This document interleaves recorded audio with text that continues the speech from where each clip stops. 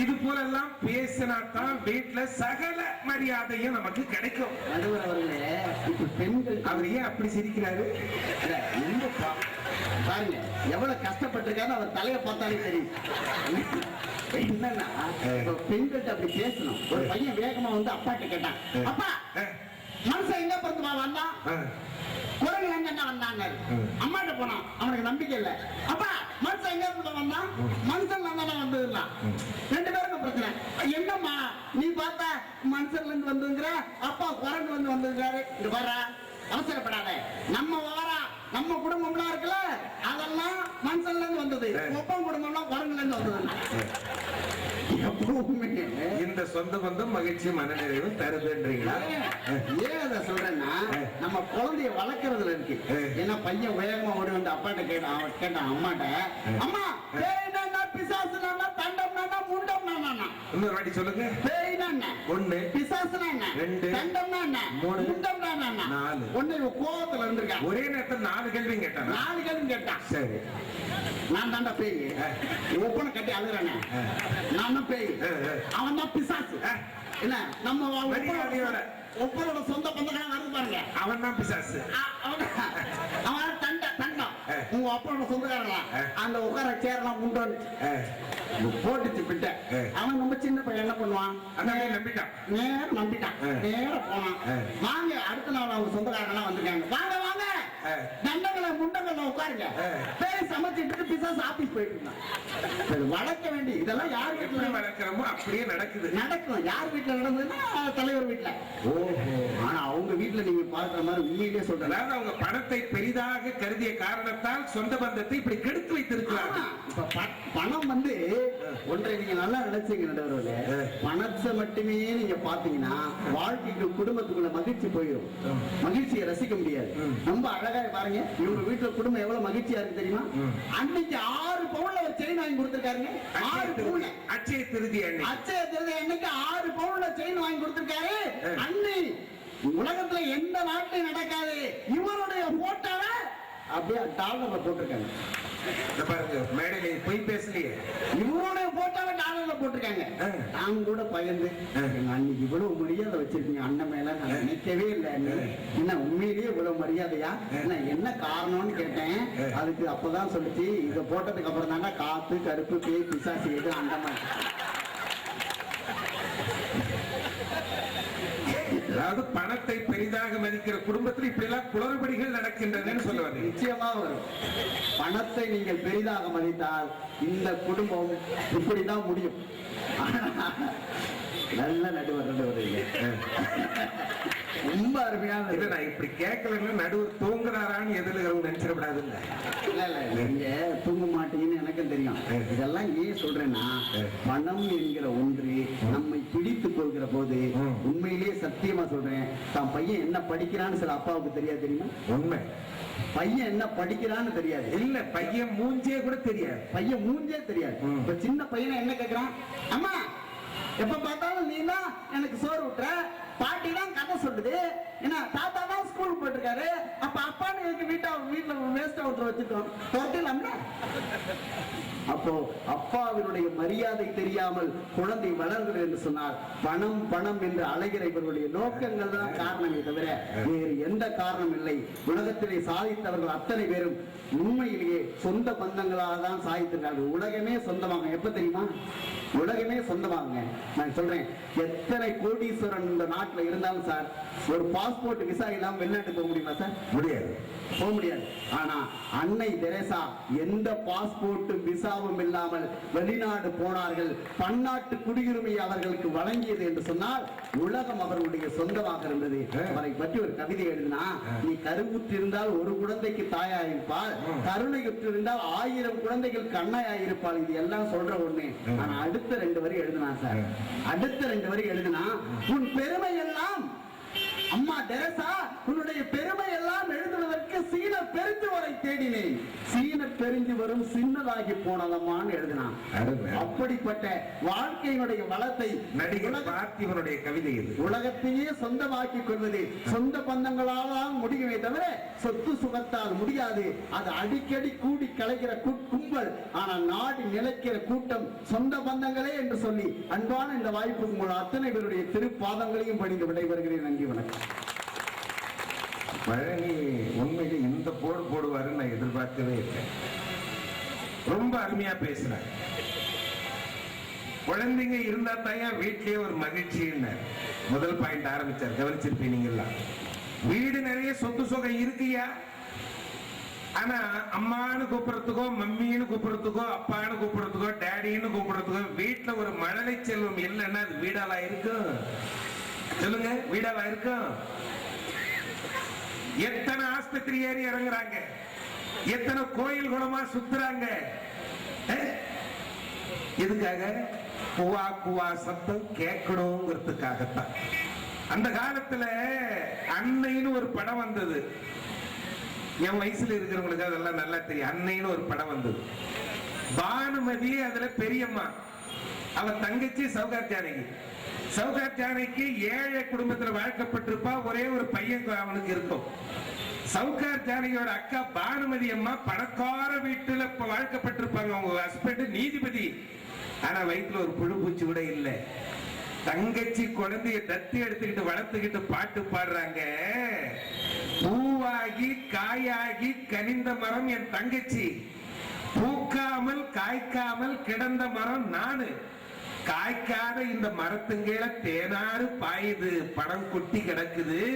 ஆனா கனிந்து விட்ட சின்ன மரம் என் தங்கச்சி வறுமையில வாடுகிறா, கண்ணீரில் வாடுகிறான்னு சொல்லிட்டு அந்த பாட்டு எழுதினாரே கவியரசு கண்ணதாசன்.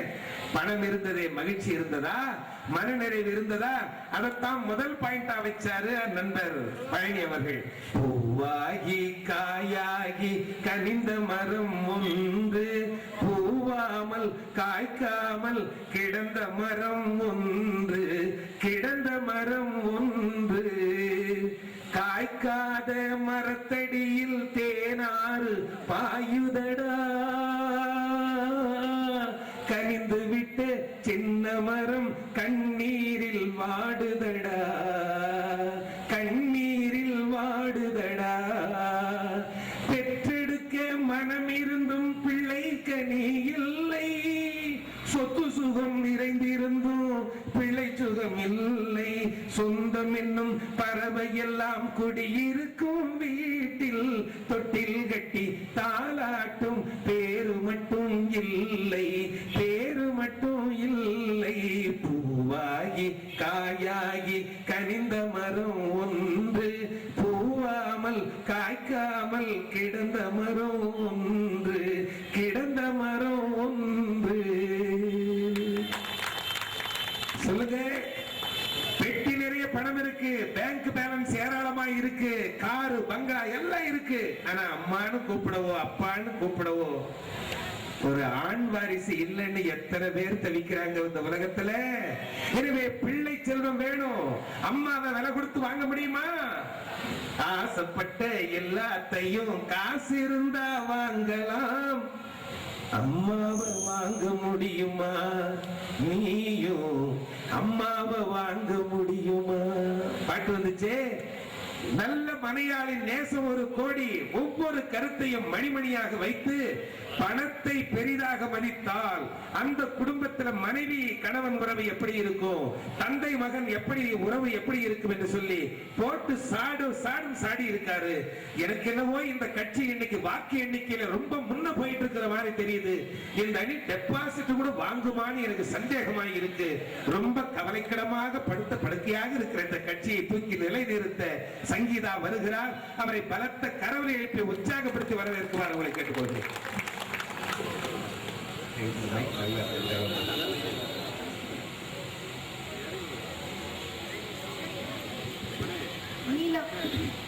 நீலமான ஆண்டை போட்டு கதிரும் நிலாவுமாய் முகத்தை காட்டி ஒளிரும் விண்மீனை தொடுத்து பூச்சூடி நாகச்சுதை புனக்கே உனக்கே சிம்மாசனம். மின்னும் ரத்தினமாய் உனை முக்கடலும் அலங்கரிக்க, அன்பு தாழாமல் ஓடி வரும் ஆறு உனை மடிபொழிந்து முத்தமிட, முத்தமிடும் ஓசையிலே பறவையெல்லாம் தாளாட்ட, தவழ்ந்து ஓடி வரும் இளங்காற்று முன்வடியில் களைப்பார, ஆறு பருவத்தின் செயலாலே நீ அசர வைத்த அற்புதமாய் ஆனாயோ. குளிர் ஒளி இரண்டும் சந்திர சூரியன் தர, அமுத வழியருவி பசிவிலக்கும் அற்புதம் நீ கொட்டித்தர, அள்ளி தந்த உப்பமெல்லாம் அலசி பார்த்தால் ஆஹா நீதான் காவியம் படைத்த ஓவிய தலைவி தமிழ் தாயே, உனக்கு என் வணக்கங்கள் பல. தமிழ் தாய் வணக்கத்திலேயே கைத்தட்டல் வாங்குறவங்க தமிழ்நாட்டுல சகோதரியாகத்தான் இருக்க முடியும். அனைவருக்கும் என்னுடைய வணக்கம். வண்ண தமிழழகு, அதை வாசிக்கும் போதழகு, முத்துச்சரம் போலே அதை தொடுத்து வைக்கும் திறமழகு, சொல்லழகு பொருளழகு செந்தமிழை செதுக்கையிலே செல்லும் மொழி நடையழகு, மொத்தத்தில் தமிழழகு. பட்டிமன்ற பேச்சினிலே எங்கள் நடுவர் மட்டும்தான் அழகு. இது தெரிஞ்சிருந்தா என் சம்சாரத்தை கூட்டுக்கு வந்திருப்பதே. அதாவது எங்க அணிக்கு தீர்ப்பு தந்தா இது அத்தனையும் உங்களுக்கு பொருந்தும்னு சொல்ல வந்தேன். கேட்டேன். தூக்குன்னு தூக்குறதெல்லாம் எதுக்காகன்னா டயரை கழட்டுறதுக்காகத்தான். ஜாக்கி போட்டு தூக்குறாங்க டிரைவரை எதுக்காக? நெட்டை கழட்டுறதுக்கு. அதாவது நம்ம ஊர்ல ஒண்ணு சொல்லுவாங்க, தத்துவத்துக்கும் மகா தத்துவத்துக்கும் ஒரு பெரிய வித்தியாசம் இருக்கு. அப்படியா? ஆமா. தத்துவம்னா கேட்கிறவங்களுக்கு புரியலன்னா அது தத்துவம். மகா தத்துவம்னா பேசுறவனுக்கும் புரியாது, கேட்கிறவங்களுக்கும் புரியாது. இது யாரையோ ஜாடையா இடிக்கிற மாதிரி தெரியுது. கொஞ்ச நேரத்துக்கு முன்னாடி கத்திட்டு போனாரு, அவரை சொல்றேன். அதாவது உங்க புருஷனார, பேச்சாளர சொல்றேன், தொட்டு தாடி கட்டிய கணவனார. அதாவது எங்க ஊர்ல ஒரு பழமொழி சொல்லுவாங்க, கேட்கிறவன் கேணையனா இருந்தா கேஆர் விஜயா கொண்டையில கேட்டிவி தெரியுதுன்னு சொல்லுவாங்க. அப்ப எங்க ஊர்ல பழமொழியே சொல்ல மாட்டாங்க. இவ்வளவு பேர் சப்போர்ட் இருக்காங்க. நித்தார கல்வி விளவடிக்க போனானா கத்தால முள்ளு கொத்தால குத்திக்கிட்டானா. வேண்டாம் விருப்பம் பிள்ளைய வைப்பாரு, அதுக்கு படனின்னு பேரை வைப்பாரு. சாட பேச தெரியாத சக்காவத்தி கொஞ்சம் வரும் என்று மியாதியானா. அந்த கதையால இருக்கு. சும்மா தானே வந்து சும்மா இருக்கிற சிட்டுக்குருவியை சீண்டுவானே, அது கொண்டே ஆட்டிட்டு கொண்டு வருவானே. ஊர் முழுக்க ஓடுவான் தண்ணி, பாத்ரூம் குடிச்சா பண்ணி. பூனை மெலிஞ்சு போச்சுன்னா எலி லவ் லெட்டர் கொடுக்குமா? எச்சி சோத்துக்கே வழி இல்லையா? எல்ஐசி பில்டிங் என்ன விலைன்னு கேட்டானா. சீனி சக்கரம் சித்தப்பன் சீட்ல எழுதி லக்கப் பண்ணானா. சட்டையில இல்லையா பாக்கெட்டு, சம்சாரம் கேட்கலாம் ராக்கெட்டு. போலூர்ல கோலம் போட கும்பகோணத்துல இருந்தே குடிச்சுக்கிட்டு வந்தாரா ஒரு எங்கே போற மாதிரியாத்தா எம்ஏல வந்து ஏறாத்தாங்க கதையா. கொடுமைன்னு கோயிலுக்கு வந்தா அங்க ஒரு குண்டு கொடுமை வந்து இங்க சிங்க சிங்கனா ஆடிட்டு பட்டிமன்றம் நடத்த வேண்டாமா? இவரு மோதிதான் பார்த்தாரு. எந்த காலத்துல பொம்பளைங்க கிட்ட மோதி ஆம்பளைங்க ஜெயிச்சிருக்கா? சரண்டர் தான். புரியுதுல்ல? பாருங்க, ரெண்டாவது வாட்டி கை தட்டுறாங்க. எங்க அணி எல்லாம் சனியா, இவர் தான் உங்க அணிதான் அணியா. நான் கேக்குறேன், சாதாரணமான பேச்சாளர் இல்ல நீங்க நினைக்கிறவர். இவருக்கு எங்க கதையெல்லாம் சொன்னார்ல, இவர் கதையை நான் சொல்றேன். போன வாரம் ஒரு மேடையில பேசிட்டு இருந்தாரு இதே மாதிரி. கூட்டத்துல இருந்து வேகமா ஒருத்தர் ஓடி வந்து கையில 250 ரூபாய் கொடுத்தாரு இவர்கிட்ட. ஆமா, எனக்கு பொறாம, நம்மளை விட்டு அவர் கையில மட்டும் கொடுக்குறாங்களே அப்படின்னு. உடனே இவர் கேட்டாரு, அண்ணே என் பேச்சு அவ்வளவு நல்லா இருந்துச்சா அப்படின்னாரு. உடனே அவர் சொன்னாரு, அதெல்லாம் ஒண்ணும் இல்ல, இந்த மேடையில பேசுறதுக்கு 50 ரூபாய், இவருக்கு எந்த மேடையிலுமே பேசக்கூடாது, அதுக்குதான் மீதி 200 ரூபாய். எதையும் முழுசா கேட்டாதான் விவரமே என்னன்னே தெரியுது. அதுக்கப்புறம் அடுத்ததா உட்கார்ந்து இருக்காரு பாருங்களா, சதாசிவம் சார். ஆமா ஆமா, அவர் வீட்டுக்கு ஒரு நாள் நான் போயிருந்தேன். ஆமா, 2 முறை வந்தேன். 2 முறை போன கதையை சொல்றாங்க, அதுக்குள்ளேயே அவசரப்படுறீங்க. அப்புறம் நிறைய விஷயங்களை சொல்ல வேண்டியது வரும். அதாவது முக்கியமா ஒரு உங்க கல்யாணத்துக்கு வந்து 2 வாட்டி சாப்பிட்டு மொய் எழுதாத போன கதையை சொல்லாத, நமக்குள்ள ரகசியமா கேட்டோம். அதெல்லாம் மைக் போட்டு சொல்லக்கூடாது. எப்படி பயணி? அதெல்லாம் ரகசியமா நமக்குள்ள. எல்லா கல்யாணத்துக்குமே அப்படிதான் பண்றாரு, உங்களுக்கு தெரியாது. அப்படியா? ஆனா அவர் வீட்டுக்கு போயிருந்தேன் பாருங்க, அந்த அவங்க வீட்டம்மா இவரை நடுவுல உட்கார வச்சுட்டு சுத்தி 3 சுத்தி வந்தாங்க. அப்படியே எனக்கு அப்படியே கண்ணே பட்டுட்டு போல இருந்தது. ஒண்ணு அந்த அம்மாவை கூப்பிட்டு கேட்டேன். சொல்லாதம்மா, உண்மையிலே சொல்றேன். இந்த காலத்துல புருஷங்காரனை நிக்க வச்சுட்டு எந்த பொண்ணையா 3 சுத்திட்டு வருவா? நடக்கிற கதையா சொல்லணும். இல்ல, உண்மையிலேயே நடந்த கதை, உண்மையா சொல்றேன். எப்பவுமே கோயில் திருவிழால நான் போய் சொல்றது பழக்கம் இல்ல. காளியாத்தா பொய் சொன்னா கோவப்படுவா. ஆமா, நானும் அந்த அம்மாவை பார்த்து கேட்டேன், எங்க உங்க புருஷன் மேல அவ்வளவு பாசமா வச்சிருக்கீங்க சதாசிவம் சார் மேல அப்படின்னு. அவங்க சொன்னாங்க, வாரம் நான் சனீஸ்வரனுக்கு நெய் விளக்கு ஏத்தணும், இன்னைக்கு கோயிலுக்கு போக முடியல, அதான் என் புருஷனை சுத்துறேன் அப்படின்னு. ஜாட தெரியுது. அதோ கடைசியில உட்கார்ந்துருக்காங்கல்ல ஜிகு ஜிகுன்னு வீட்டுல இருக்கிற அத்தனை நகையும் போட்டு வந்து பொம்பளைங்க மட்டும் ஒருத்தர் பாராட்டவே மாட்டாங்களே. ஒரு பொண்ணு புது புடவை கட்டிக்கிட்டு பக்கத்து வீட்டு 10 வாட்டி போறான். அவ என்ன பண்ணா, புதுசா இதே எங்கடி எடுத்தே, நல்லா இருக்கே அப்படின்னு கேட்பான்னு இவ பார்த்தா அவ கேட்கவே இல்லை. புதுசு கட்டி வந்துட்டு எங்கிட்ட சும்மா மீனிக்கிற காட்டின்னு நான் கேட்டுடுவேனா அப்படின்னு நான் மனசுக்குள்ள வச்சுட்டு அவளே என்ன பண்ணா, இந்த புதுசா புடவை கட்டா ரொம்ப வேத்துக்கிட்டு போல இருக்குது இல்லக்கா அப்படின்னு வாய் விட்டு இவளே சொன்னா கட்டிங்கிறது புதுசுன்னு. அதை கேட்டு சொன்னா அவ, புதுசா இது சாணி துணி மாதிரி இப்படி ஒரு கலர் உனக்கு எங்க இருந்து கிடைச்சிச்சுன்னா பாரு, ஷட்டா வீட்டுக்காரன் தலைவர் கொண்டாந்து இருந்துட்டு இப்படி ஒரு புடவை கொண்டாந்து கொடுத்தி அப்படின்னு சொல்லி புருஷன் முஞ்சிலே வீட்டு தெரிஞ்சான். பாராட்டணுமா, நல்லா தனமா இருக்காங்க. அவங்க ரம்யா கிருஷ்ணன் நீலாம்பரி மாதிரியே வந்திருக்காங்க பாருங்க. நீங்க மட்டும் என்னவா? நான் சாதாரணமா ஒரு புடவையில நான் முதல்லயே சொல்லியிருப்பேன், அது நீலாம்பரின்னு சொன்னா நீங்க சந்திரமுகி ஜோதிகா. அப்புறம் பட்டிமன்ற கலகலான்னு இருக்கு. ஆனா அவங்க ஒரு மேடையில போன வாரம் பேசிட்டு இருந்தாங்க பாருங்க. பேசும்போது ஆர்வ கோளாறுல ஒரு வரி சொன்னாங்க, மேடையில பேசிட்டு இருக்கும் போதே என் உயிர் போகணும் அப்படின்னாங்க. கீழே இருந்து ஒருத்தன் கேட்கும் போது எத்தனை உயிர் போயிருக்கும். இவங்கெல்லாம் வந்து பொய் சொல்றதுக்குன்னே கிளம்பி வந்திருக்காங்க. ஆனா வாழ்க்கையில பொருள் இல்லைன்னா யாரையும் நம்ம பொருட்படுத்த மாட்டாங்க. வாழ்க்கையில பொருள் இருந்தாதான் நமக்கு மரியாதை, இல்லைன்னா நம்மள ஒருத்தன் கூட திரும்பி பார்க்க மாட்டான். அதனாலதான் திருவள்ளுவர் அழகா சொன்னாரு, அருள் கிடைக்குதே கடவுளுடைய அருள், அந்த அருள் என்கிற குழந்தை கூட பொருள் என்கிற செல்வ செவிலியால் தானே நமக்கு கிடைக்கும் அப்படின்னு சொன்னார் திருவள்ளுவர். ஒரு காலத்துல எல்லாம் எடை மெஷின்ல காசு போட்டா நமக்கு அட்டை வரும். இப்பெல்லாம் அட்டை போட்டா காசே வருது. இன்னைக்கு அந்த அளவுக்கு மாறி போயிடுச்சு உலகம். அதனாலதான் ஒருத்தர் சொன்னா, இன்னைக்கு உலகம் எந்த அளவுக்கு தெரியுமா பணத்தை நம்பி இருக்கு. அழகா சொன்னா, உள்ள கடவுள் கல்லடா, உள்ள கடவுள் கல்லடா, உலாவும் கடவுள் செம்படா, பேசும் கடவுள் நீயும் நானடா, பெரிய கடவுள் சோறுடா. இன்னைக்கு எது தேவை? இன்னைக்கு பணம் இருந்தா 1000 சொந்தங்கள் நம்ம தேடி வரும். இன்னைக்கு ஒரு பையன் அப்பாக்கு லெட்டர் எழுதினா, லெட்டர் எழுதும்போது கூட எப்படி தெரியுமா எழுதினா, 31ஆம் தேதிக்குள் என்னுடைய ஹாஸ்டல் ஃபீஸை கட்டி நீதான் என்னுடைய அப்பன் என்பதை நிரூபித்துக்கொள். அதாவது அவன் நலம் நலமறிய அவான்னு சொல்ல மாட்டான் போல இருக்குது, பணம் பணமறிய அவா அப்படின்னு சொல்லுவான் போல இருக்கு. நான் அப்படி நடந்து போயிட்டே இருந்தேன். ஒரு ஸ்கூல்ல இந்த பள்ளியில் குழந்தையை சேர்ப்பதற்கு எல்கேஜிக்கு டொனேஷன் இல்லன்னு எழுதி இருந்தது. நானும் சந்தோஷப்பட்டு எங்க பெரியப்பா பொண்ணை சேர்க்கலாம் அப்படின்னு சொல்லிட்டு போனேன். ஸ்கூலுக்குள்ள போய் கேட்டேன், எல்கேஜிக்கு டொனேஷன் வாங்கலன்னு போட்டிருக்கீங்களே, பரவாயில்லையே என்ன ரூல்ஸ் அப்படின்னு கேட்டா சொல்றாங்க, டொனேஷன் நாங்க வாங்க மாட்டோம், ஆனா ஒரு சொத்துக்குள்ள எழுதி வாங்கிடுவோம் அப்படின்னாங்க.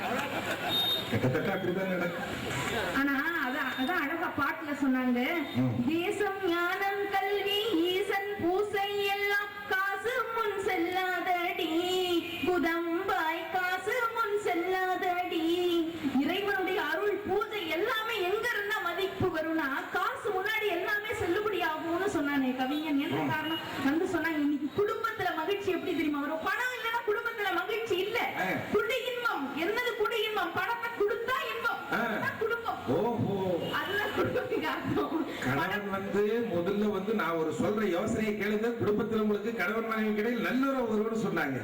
சகோதரி கல்யாணமான 3 மாசத்துக்குள்ளாகவே குடும்பம் என்றால் என்ன பொருள் என்பதை கண்டுபிடித்திருக்கிறார்கள். உங்களுக்கு டாக்டர் பட்டம் எப்படி கிடைச்சிருக்கு இப்பதாமா தெரியுது. அதுவும் அத்தான்னு சொல்லுவாங்கல்ல, இந்த அத்தானுங்கிற வார்த்தை எப்படி தெரியுமா வந்து? பெண்கள் எல்லாம் செல்லமா கணவனை பார்த்து அத்தான் அத்தான் அப்படின்னு சொல்லுவாங்க. அப்படின்னா ஒரு காலத்துல சொன்னாங்க. 30 வருஷமா என் வீட்டுக்காரி ஒரு நாள் கூட இப்படி சொன்னதே. அதுக்கு என்ன தெரியுமா அர்த்தம்? கல்யாணம் ஆன உடனே வரதட்சணை கேட்டு கழுத்துல கிடக்கிறது அத்தான், கையில கிடக்கிறது அத்தான், கால்ல கிடக்கிற நகைய அத்தான், மொத்தத்துல பிறந்த வீட்டுக்கு எங்களுக்கு இருக்கிற உறவு அத்தான். அதனால அவங்க அத்தான் அறுத்தான்ங்கிறது இந்த பாயிண்ட போடுனேன் போட்டு வச்சிருக்கியா? Very good. ஆம்பளைங்க நான் கேட்கிறேன், நடுவர் ஒரே கேள்விதான். அத்தான் கையில கிடக்கிறதா அத்தான், கழுத்துல கிடக்கிறதா அத்தான், அறுக்கிறவன் தான் அத்தான்னா இந்த பட்டிமன்றம் முடிஞ்சு இந்த போர்டு பஸ் ஸ்டாண்ட்ல இந்த பொண்ணை விட்டுருவோம். ஒரு திருடம் ஓடி வந்து கழுத்து கிடக்கிறத அறுத்துக்கிட்டான். உடனே அத்தான் அத்தான் அத்தான் போவோம். அது அத்தான் கிடையாது, அதாவது ஒரு வேட்பாளர் ஒரே தொகுதியை தோற்றாலும் மீண்டும் ஏன் நிற்கிறாருன்னா இந்த முறையாவது ஜெயிக்க மாட்டோமா என்பதனால் அவ்வளவுதான், ஜெயிச்சிட்டீங்க நீங்க. அதாவது நடுவர்களே, திருமணம்னா என்ன தெரியுமா? திருமணம்னா என்னன்னு சொல்லிடுமா? 10 பொருத்தம் உள்ள ஆளை பார்த்து, 9 கிரகமும் நல்ல நிலையில இருக்கிற நாளை பார்த்து, 8 திசையில இருக்கிற சாமியை கும்பிட்டு, 7 மலையானேன்னு புருஷனும் பொண்டாட்டி 7 அடி எடுத்து வச்சு 6 சுவையிலையும் ஆக்கி போட்டு பஞ்சபூதம் ஒன்னா இருந்து பார்த்துட்டு இருக்குன்னு பயந்து அறம் பொருள் இன்பம் வீடு என்கிற 4 ஐக்கியமாயி 3 முடிச்சு போட்டு 2 உயிர் ஒன்னா சேரணும். அதுக்கு பேர்